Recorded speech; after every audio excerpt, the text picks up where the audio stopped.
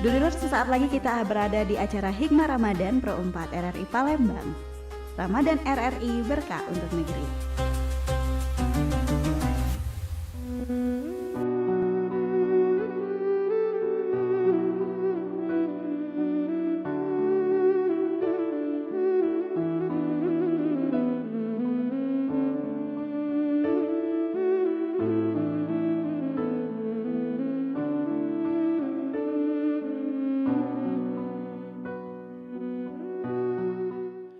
Ya, Lur, kita lanjut kembali dan seperti biasanya di awal satu Ramadan kemarin ya sudah kita mulai dengan dialog hikmah Ramadan, dan pada hari ini kita melanjutkan dialog Ramadan bersama Ustadz Muhammad Setiawan SHMH, dan pada sore hari ini kajian akan kita dapatkan yaitu mengenal hadis.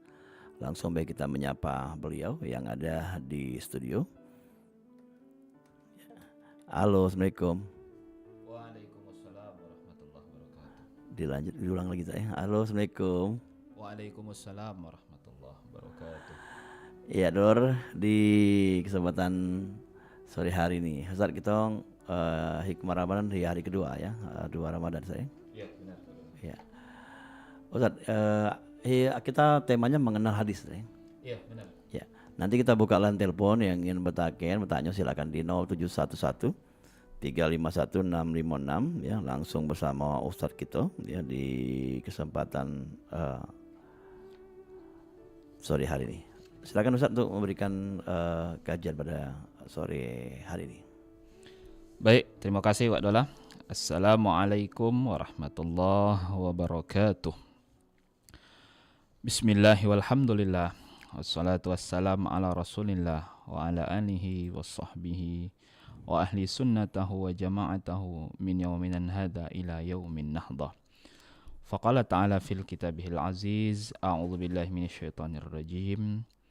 Bismillahirrahmanirrahim. Rabbish rahli sadri wa yassirli amri wahlul 'uqdatam min lisani yafqahu qawli. Wa ba'du. Para pendengar, para pemirsa Radio Republik Indonesia Perempat, kaum muslimin muslimat dimanapun Anda berada, pada hari ini alhamdulillah bersyukur kita kepada Allah Subhanahu wa taala. Di hari ini hari Ahad di tanggal 2 Maret tahun 2025 Miladiah, bertepatan dengan 2 Ramadan 1446 Hijriah. Kita dapat kembali bersyukur dalam keadaan berpuasa, dalam keadaan masih sehat walafiat. Kita anten-anten nunggu buka akan mengkaji mengenai hadis tentang hari ini. Setelah kita bersyukur kepada Allah SWT, marilah bersama-sama kita menyanjungkan salawat dan salam kepada baginda kita Nabi Muhammad SAW. Salawat dan salam tersebut juga kita curahkan kepada para keluarganya beliau, para sahabatnya beliau, para orang-orang yang istiqomah berada di jalannya beliau, dan semoga dengan kita membaca salawat kepada beliau, kelak kaki di hari kiamat Allah akan memberikan syafaatul uzmah melalui baginda Nabi Muhammad SAW, atau pertolongan yang paling agung karena asbab kita bersalawat kepada beliau. Amin, Allahumma amin. Para pendengar, kaum muslimin muslimat Radio Republik Indonesia Perempat yang insya Allah senantiasa dirahmati dan dimuliakan oleh Allah Subhanahu wa taala. Kemarin kita sudah mengkaji hukum Islam yang paling agung, yang paling tinggi. Pertama yaitu seputar ulumul Quran atau ilmu-ilmu yang mempelajari tentang Al-Quran.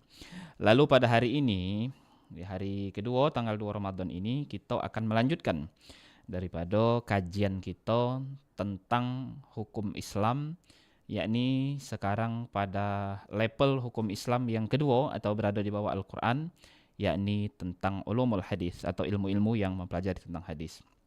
Kalau kita mengkaji ngomong soal hadis dan ulumul hadis atau ilmu-ilmu yang mempelajari tentang hadis, maka tidak akan ada habisnya kita berbicara soal itu. Tapi paling tidak pada petang menjelang berbuka ini kita akan mengkaji dasar-dasar daripada hadis itu sendiri, dan semoga dengan sedikit, sekelumit daripada banyaknya ilmu tentang hadis itu dapat menjadi pelajaran dan dapat menjadi ibrah serta barokah untuk kita kalau-kalau.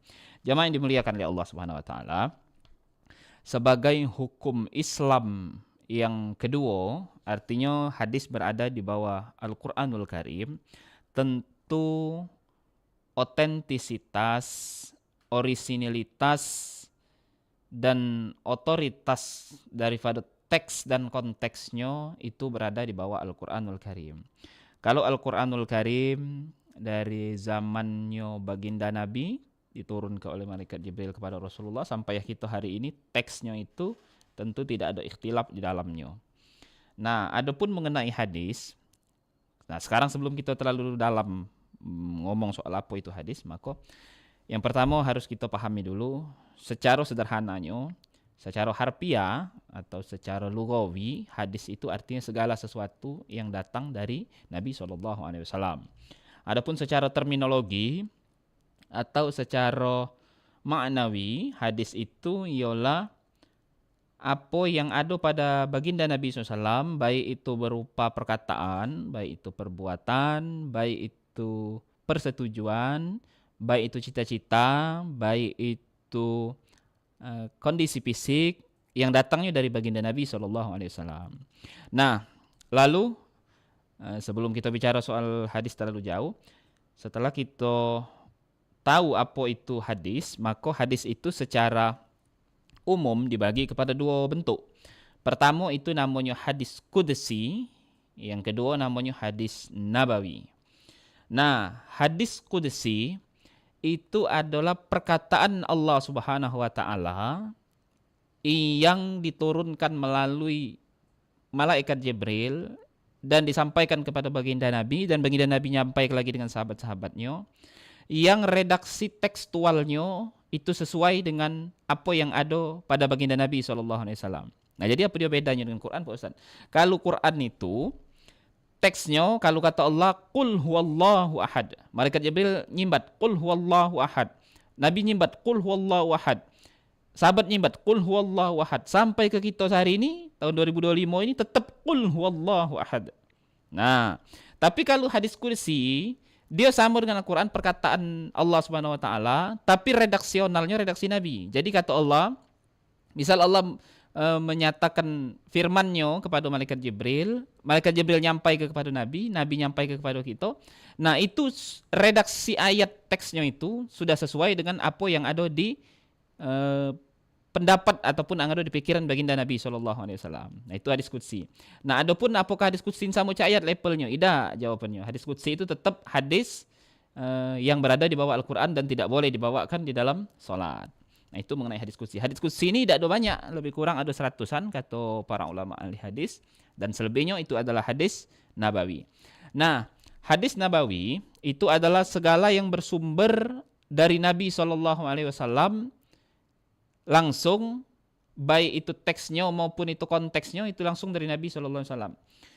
Jadi Allah itu, kan Nabi itu seorang yang wa ma yuntiqu anil hawa in huwa illa wahyu yuha. Jadi segala tindak tanduk Nabi itu dari awal sampai ke akhir, semenjak beliau diangkat jadi Rasul sampai beliau wafat, itu adalah atas perintah Allah, wahyu galau. Nah, tapi yang membedakannya, kalau Al-Quran itu tadi teksnya sudah jelas, dia menjadi ayat. Kalau hadis qudsi tadi perintahnya dari Allah, tapi teksnya cara Nabi nyampaikannya.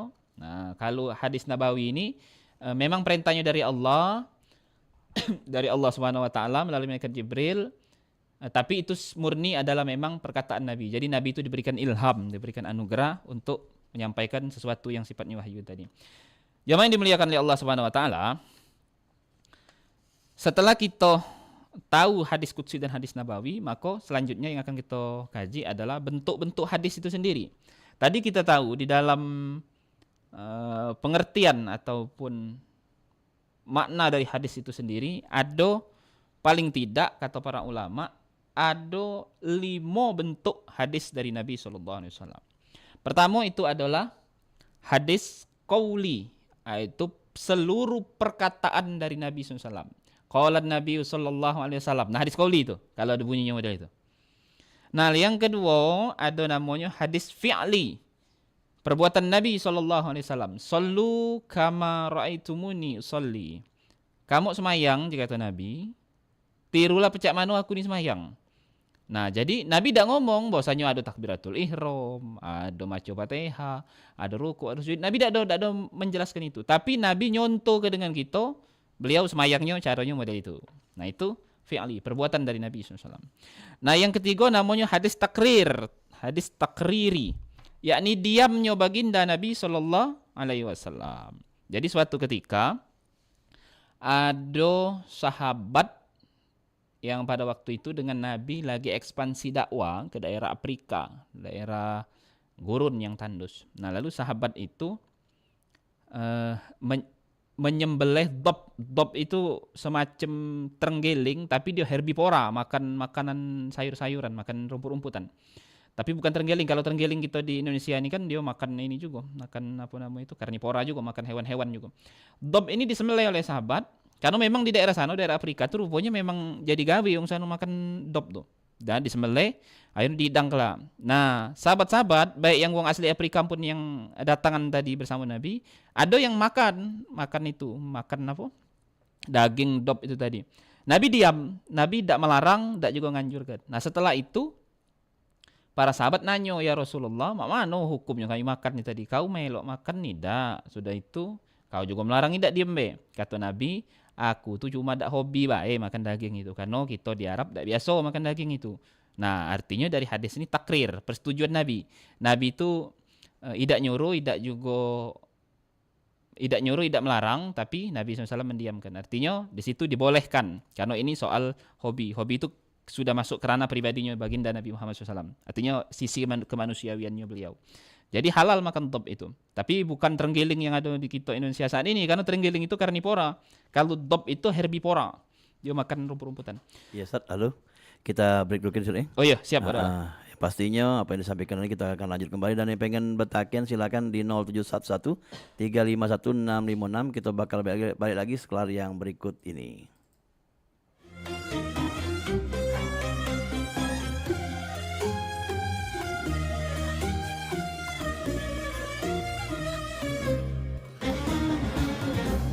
Bagi orang-orang yang menjalankan puasa di bulan Ramadan, maka akan mendapatkan pahala yang berlipat ganda. Dalam Al-Quran Surah Az-Zumar ayat 10, bagi orang-orang yang bersabar juga mendapatkan pahala dengan bilangan yang tidak ada batasnya.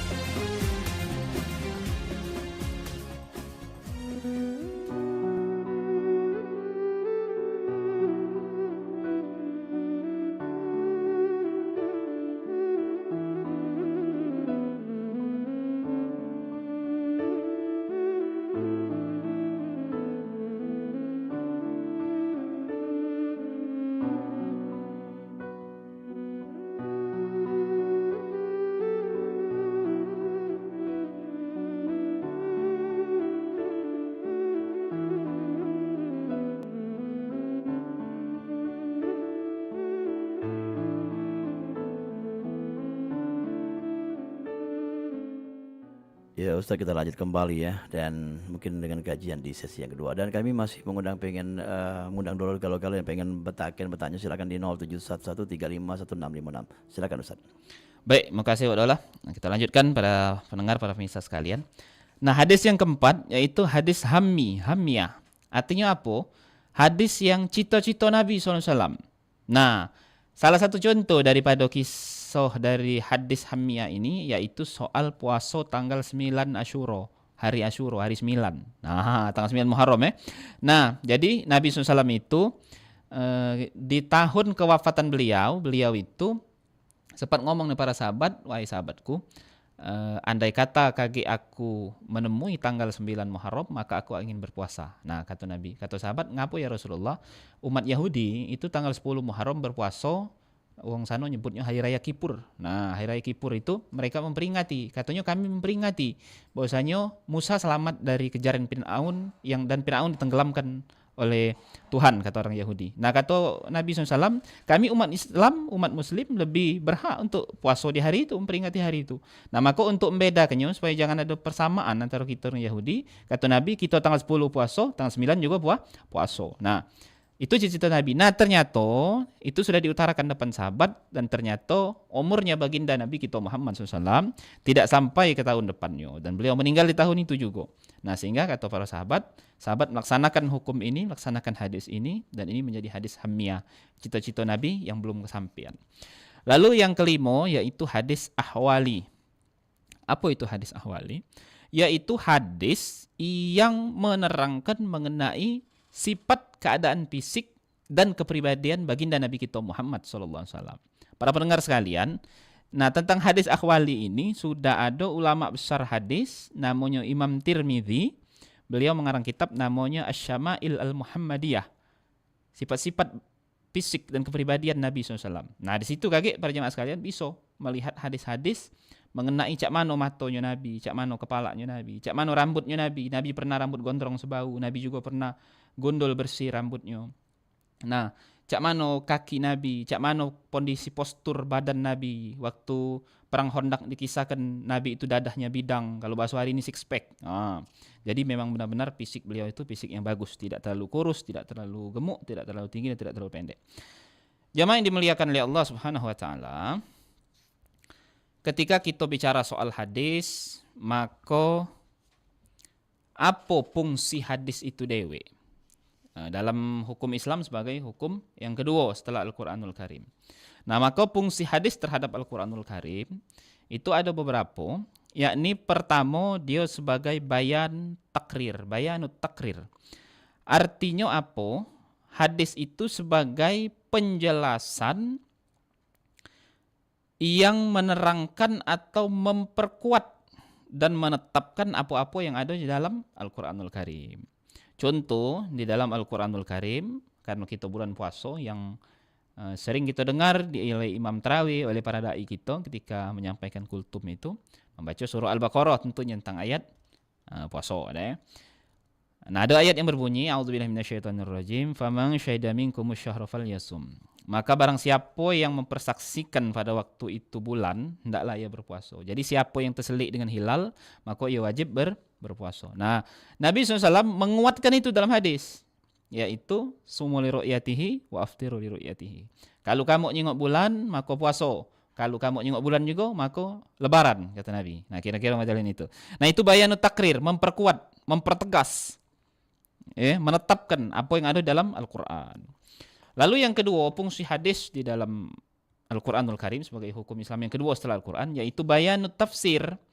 Dia menjelaskan, memberikan rincian, memberikan tafsiran terhadap ayat-ayat yang sifatnya masih mujmal, masih global. Nah, di dalam Al-Quran ada Allah berfirman, A'udzubillahi minasyaitonirrajim, wa aqimus sholata wa atuz zakata warka'u ma'ar raki'in. Kamu gawe kelas mayang, metu kelas zakat, dan rukuklah dengan wong-wong yang rukuk. Nah, dalam Al-Quran ini tidak jelas ke solat apa baik, cak mano cara solat, mak mano rukunnya, mak mano syaratnya. Nah, maka inilah fungsi hadis adalah bayanut tafsir. Hadis itu menjelaskan, memberikan rincian lagi yang memperhalus. Nah, maka kata Nabi, sallu kama ra'aitumuni usolli. Solatlah sebagaimana kamu nyelik aku solat. Nah, jadi Nabi mencontohkan, cak ini salat zuhur, ini waktunya, ini rukunnya, 4 rakaatnya, syaratnya ini, wuduk dulu, toharo ini, dan lain sebagainya. Ya Ustaz, sepertinya ada telepon masuk ya, kita angkat Pak ya untuk bertanya. Halo, Assalamualaikum. Waalaikumsalam. Iya, dengan siapa di mana? Itu hamba Allah. Iya, Rin ya. Iya. Ya. Silakan Rin, tanya Rin. Ini bagaimana cara membedakan antara hadis yang turun dari Nabi secara langsung apa yang dari para imam?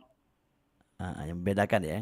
Iya, yang Iya. membedakannya. Soalnya kan ada sebagian dari Nabi, ada sebagian juga dari imam. Oke. Nah, bagaimana cara membedakannya itu? Iya. Terima kasih Rin. Mungkin ya. Yuk. Terima kasih. Assalamualaikum. Waalaikumsalam Waalaikumsalam warahmatullahi wabarakatuh. Mungkin ada hubungannya nanti Ustaz ya. Iya. Silakan, lanjut kita. Lanjutkan. Telepon lagi ya. Iya, Kita angkat telepon lagi. lagi, Ya. Cuma 2 penelpon dulu kita angkat ya. Halo. Halo, assalamualaikum. Waalaikumsalam warahmatullahi wabarakatuh. Dengan siapa di mana? Dengan Akbar. Iya, silakan Bar. Bertanya apa? Assalamualaikum Pak Ustaz. Waalaikumsalam warahmatullahi wabarakatuh. Mana Cek? Nak tanya coba, tapi di luar tema coba. Oh iya, Ya, enggak apa-apa. Aku ni tadi ibu tadi tak tanya dia, nak besuk sontek. Hmm. Sontek itu batal puasa apa tidak? Ya. Itu Be. Baik Ustaz, aku tanya. Pak. Oh Oke. itulah Iya. Itu, Pak. Terima kasih ya. Iya, jaga aku dah tahu itu aku nak bertanya itu lagi. Iya. Iya. Makasih ya, Pak ya. Itu Wadulah, Pak Iya. Ustaz. Terjawabnya aku ucap terima kasih ya. Iya, Iya. sama-sama. Assalamualaikum warahmatullahi wabarakatuh. Waalaikumsalam warahmatullahi Silakan dilanjut Ustaz. wabarakatuh. Baik. Nah, yang tanyaan Cek pertama tadi, Gagi bakal kita kaji setelah ini. Aku Ya, nghabiskan ada yang sesi hubungannya. ini. Ya. Ya, karena ada hubungannya itu. Itu Ya. bakal dikaji juga selain. Nah, adapun mengenai yang tadi pertanyaan yang agak menyimpang Sontek, tapi ya. masih tentang hukum Islam, hukum bersontek. Cek ini Cek yo. Aku lupa nomor dan tahunnya, tapi keputusan Musyawarah Nasional Nahdlatul Ulama itu tahun 80 atau 90-an, Kaki boleh di searching di Google.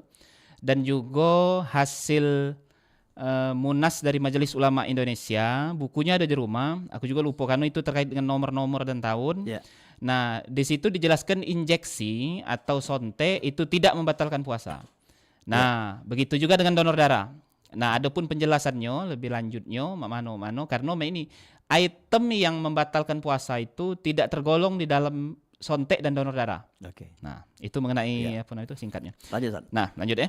Nah, lalu selanjutnya Al-Qur'an hadis Nabi SAW itu yang ketiga yakni sebagai bayanut tasyri', artinya mewujudkan hukum atau syariat, ajaran-ajaran yang tidak katik dalam Al-Qur'anul Karim.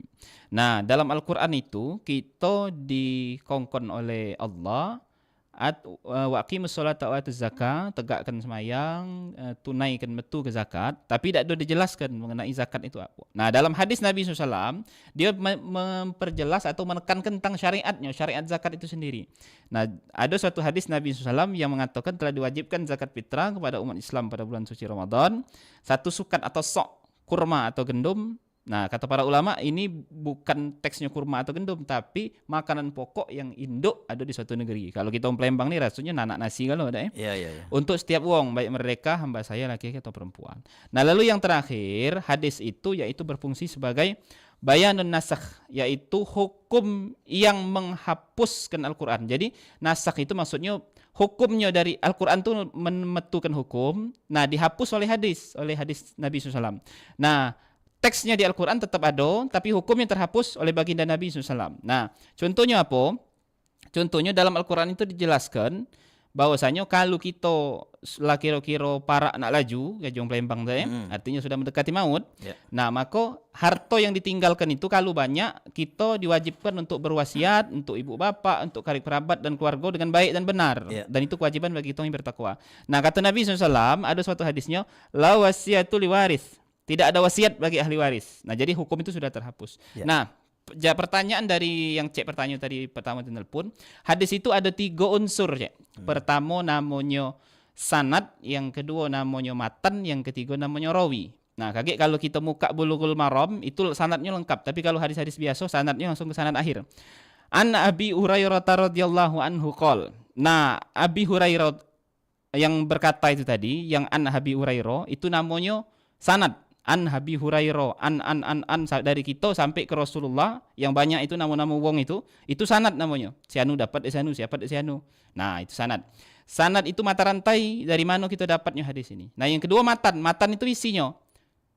Nah, innamal a'malu binniyat. Nah, itu matan, isi hadis apa dia kendak hadis tadi. Nah, itu isi matan.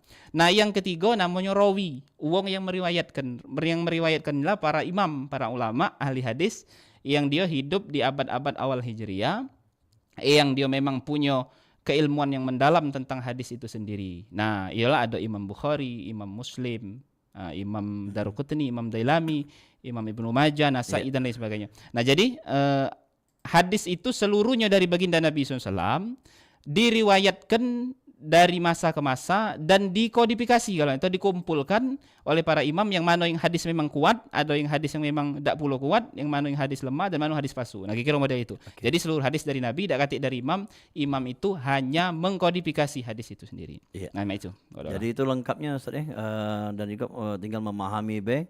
Sekarang ini bukunya sudah ada Ustaz mungkin ya, bermacam-macam kita Iya, sudah mempelajari. bermacam-macam. Kalau dulu mungkin dalam literasinya yang berbahasa Arab, tulisan Arab ya.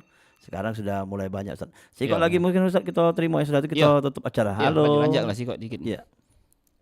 Halo, Assalamualaikum. Halo. Assalamualaikum. Waalaikumsalam warahmatullahi wabarakatuh. Dengan siapa di mana? Dengan Aisyah, Cek. Aisyah. Iya, ditanya siapa? Cek? Iya, silakan Aisyah nak nanya dengan Ustaz. Assalamualaikum, Pak Ustaz. Waalaikumsalam warahmatullahi wabarakatuh. Mana, Cek? Begini, Pak Ustaz ya. Aisyah mau bertanya sama Pak Ustaz. Iya. Apakah seorang wanita yang sedang berpuasa boleh menggunakan lipstik? Apakah itu tidak membatalkan? Pertanyaannya Pak Ustaz ya. Itu aja. Yang kedua, seandainya kita mempunyai orang tua yang sangat jauh, namun kita membuat makanan tujuannya untuk mengirimkan ke beliau ya. Apakah itu boleh Pak Ustaz? Dikasihkan orang lain maksudnya? Iya. Oh, di iya. tujuannya untuk tua niatnya. Iya, Ya. Pak Ustaz. Oke, itu baik mungkin. Ya. Ya. Ya, mungkin ini Ya. dulu Pak Ustaz. Terima kasih ya saya. Ya. Terima kasih Pak Ustaz. Yo, Assalamualaikum. Waalaikumsalam warahmatullahi wabarakatuh. Silakan. Pertanyaan pertama itu, Cek yo. Kalau khawatir terhadap zatnya atau rasa, warna dan bau itu masuk, artinya lipstik itu tadi Ya. kira-kira terasa masuk sampai ke tenggorokan, maka hukumnya segala sesuatu yang masuk itu dapat membatalkan puasa. Ya. Nah, tapi kalau kira-kira kita yakin barang itu tidak do bakal tetelan dan lain Nempel sebagainya, lah ya. iya bakal nempel baik karena kita memang tidak do kilem-kilem misal besok Iya. Palembang deh. Ah, ah. Nah, yakin itu, ya itu tentu tidak akan membatalkan puasa. Jadi keyakinan itu tergantung diri pribadi kita yang makinya itu, yang Iya, nyikapinya. apalagi rasa-rasa buah-buahan. Nah, itu. Nah, gak sanggup. Jadi imajinasi kita bermain itu. Ayo lain Iya, itu ceritanya. iya, iya. Nah, Terus itu yang pertama. Yang kedua, ngirim ke makanan itu tentu segala itu namanya wasilah. Kalau kita berwasilah, bertawasul iya. dengan niat kebaikan, segala sesuatu itu ya tentu baik dan tentu diperbolehkan Oke. saja. Ya.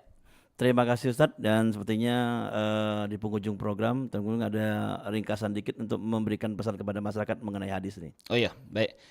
Pertama, kalau Al-Quran sudah barang tentu hal yang sudah kuat orisinil dan otentisitasnya serta otoritasnya. Nah, kalau hadis ini maka bagi kita sekalian, ketika hadis itu sudah sahih, artinya hadis yang memang dikodifikasi oleh ulama kaliber dunia yang tidak tergantikan, namanya Imam Bukhari dan Imam Muslim, maka dalam hal akidah, dalam hal tauhid, dalam hal tazkiyatun nafs itu wajib untuk kita amalkan. Nah, tapi adapun hadis-hadis yang sifatnya hasan dan bahkan dhaif yang ada bersifatnya di bawah daripada derajatnya hadis sahih yang diriwayatkan oleh imam-imam lain juga, maka bagi kita dalam hal untuk memperbanyak amal atau memperbaik amal itu boleh dilakukan. Tapi dalam hal akidah tentu kita harus berpedoman kepada hadis-hadis yang sifatnya sahih yang diriwayatkan oleh dua imam tadi. Nah, itu Cek sebagai closing statement kita sebagai umat Islam pada petang hari ini. Terima kasih Ustadz yang Ustadz kita panggil Ustadz Setiawan ya. Iya. Atau Muhammad Setiawan gabung-gabung. Iya. Dua-duanya boleh. Dua-duanya boleh. Tapi akun kalau diundang Cek Wan tuh lah galak. Cek Wan. Nah, Ustadz Cek Wan ya. Oke, makasih Ustadz yang sudah memberikan kajian, dan kita undang lagi mungkin di besok hari ya. Karena setiap sore Ustadz Setiawan ini akan bersama kita ya. Mengisi dalam menunggu buku Ustaz ya. Iya. Ya, makasih Ustaz. Assalamualaikum. Sama-sama. Waalaikumsalam warahmatullahi wabarakatuh. Ya, Dulur Galo-Galo, kita lanjut kembali dengan program acara selanjutnya dan tentunya di Perempat RRI Palembang.